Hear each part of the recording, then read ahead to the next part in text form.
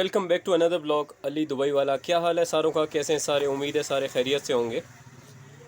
अभी आज जुमे का दिन है और आज मैं स्टोर पे हूँ। जैसे कि आपको मैं एक बात बताऊँ कि जुमे वाले दिन कुछ यूँ होता है कि लड़के का हाफ़ डे होता है और मैं दुकान के ऊपर काम करता हूँ, तो हाफ़ डे वो होता है और हाफ़ डे फिर मैं होता हूँ। तो आज मैंने एक मसला फ़ेस किया और उस मसले को फ़ेस करने के बाद मैंने कहा क्यों ना आज इस मसले के ऊपर ब्लॉग बनाया जाए, ताकि इसमें आप लोगों के लिए सीखने के लिए बहुत कुछ है। और सीखने के साथ साथ आपको ये पता चल जाएगा कि अल्लाह ताला ने जिस शख्स को जैसा बनाया है बिल्कुल ठीक बनाया है, और जिस काम के लिए बनाया है बिल्कुल ठीक बनाया है, और वो जिस हालत में भी है शुक्र अल्हम्दुलिल्लाह वो उसी हालत में ही ठीक है। क्योंकि अगर वो उस हालत से अफजल होता तो पता नहीं वो बंदे को बंदा समझता या नहीं। आज कुछ मामला यूँ हुआ है कि आज कुछ मामला कुछ ऐसा हुआ है कि आज सुबह से हमारी दुकान का फ़ैन ख़राब था। जैसे कि आप सामने देख रहे हैं, ऊपर ये फ़ैन है और ये ख़राब हुआ, यानी इसका फ़ैन का कुछ मसला था। और मसला कुछ यूँ था कि ये बिजली पे चल रहा है और बैटरी पे नहीं चल रहा, सोलर पे चल रहा है लेकिन बैटरी पे नहीं चल रहा। तो कुछ इशू फेस आया और मैंने एट अ टाइम 3 बंदों को कॉल की, 3 इलेक्ट्रिशियंस को कॉल की, जिनमें से एक मेरा अपना करीबी दोस्त था, ताहिर नाम है उसका।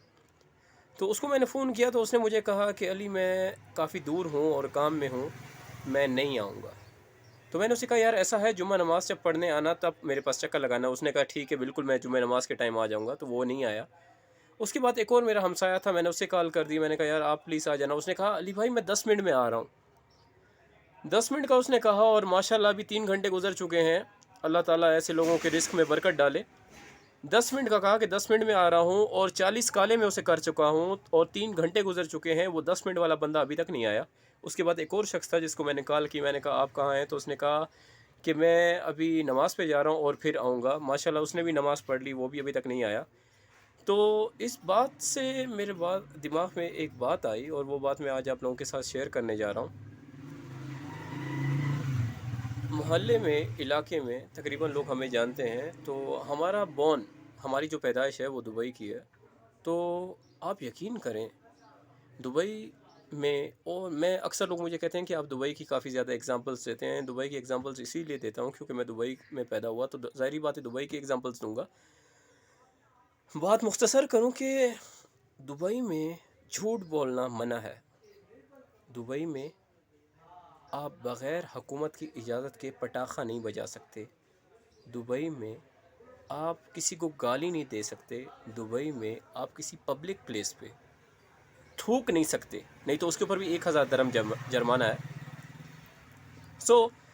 वहाँ पे ठगबाजी नहीं है, फ्रॉड नहीं है, और वहाँ पे किसी किस्म का भी क्लैश नहीं है। अगर मैं आपको ये बात कहूँ कि जैसे कि हमारा ये जो पाकिस्तान है, पाकिस्तान के अंदर ख़ुसूसन डेरा इस्माइल ख़ान में जितने ठगबाज मौजूद हैं, मैं आपको कहता हूँ कि इससे ज़्यादा ठगबाज कहीं नहीं होंगे।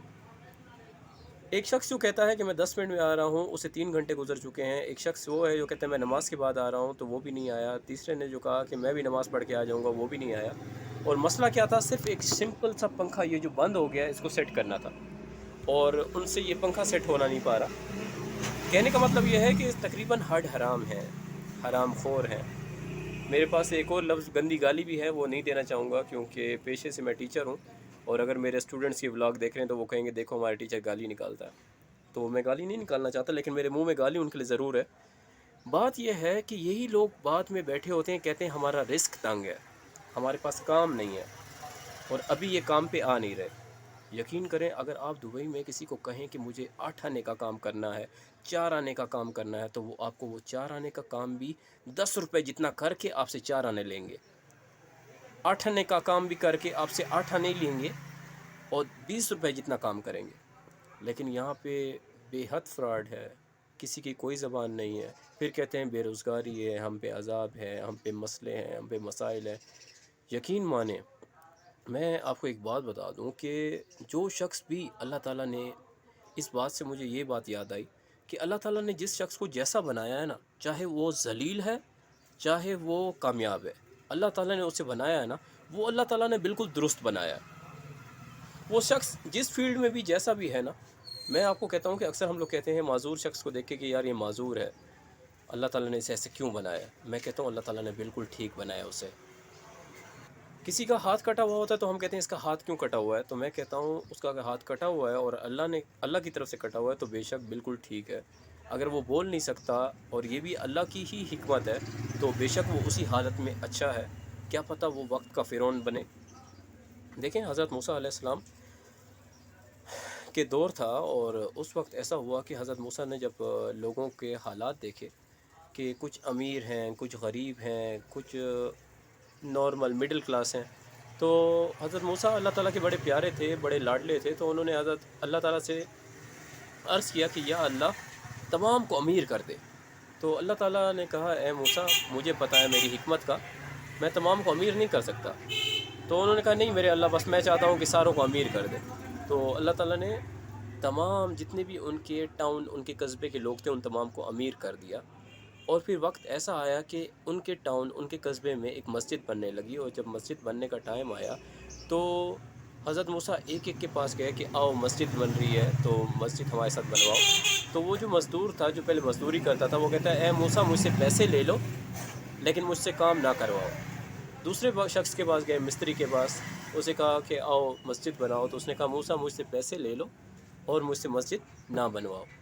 ایک اور کو کہا آؤ ہمارے ساتھ ہیلپ کرواؤ، تو انہوں نے کہا مجھ سے پیسے لے لو اور مجھ سے کام مت کرواؤ۔ تو کہنے کا مطلب کیا ہوا، تو حضرت موسیٰ نے واپس اللہ تعالیٰ کی شان میں عرض کی کہ اے اللہ تو نے جس کو جیسا بنایا ہے بالکل ٹھیک بنایا ہے، تو بس ایسا کر دے جو جیسا ہے، جو غریب ہے اس کو غریب کر دے، جو امیر ہے اسے امیر کر دے، تاکہ دنیا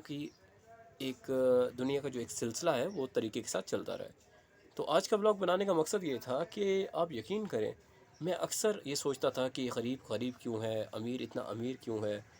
کسی کی ٹانگ کٹی ہوئی ہوتی تو میں کہتا ہوں اس کی ٹانگ کیوں کٹ گئی ہے، کسی کے ہاتھ نہیں ہوتے تو میں کہتا ہوں اس کے ہاتھ کیوں نہیں ہے، تو میں اکثر گلہ کر بیٹھتا تھا خدا سے۔ لیکن میں آپ کو کہتا ہوں کہ آج کے دن یہ جب میرے سارا پسینہ نکل رہا ہے، اگر آپ کو یہ پسینہ میرا کلوزلی دکھ رہا ہے کیونکہ میرا پنکھا بند ہے، تو آپ یقین کریں خدا پاک کی ایک بات کہی ہوئی درست ہے، سچی ہے۔ خدا پاک کا کلام سچا ہے، خدا سچا ہے، اور خدا کی ہر رضا سے میں راضی ہوں۔ خدا نے جس کو جیسا بنایا ہے بالکل ٹھیک بنایا ہے۔ آج کے لیے اتنا ہی کافی ہے۔ دل میرا جل رہا تھا اپنے ہی لوگوں سے، ہمارے اپنے علاقے کے لوگ ہیں، ہماری اپنی برادری کے لوگ ہیں، لیکن صبح 8 بجے سے لے کر ابھی 3 بج رہے ہیں، ابھی تک کسی ایک کے پاس ٹائم نہیں ہے پنکھا بنانے کا، اور وہ پنکھا بنانے نہیں آ رہے، اور ان کو پیسے بھی ایڈوانس میں ملتے ہیں۔ یہ حال ہے ان کا۔ آج کے لیے اتنا ہی کافی ہے۔ اگر آپ کو بلاگ پسند آیا ہو لائک کیجیے گا، کمنٹ کیجیے گا، سبسکرائب کیجیے گا۔ تب تک کے لیے اللہ حافظ۔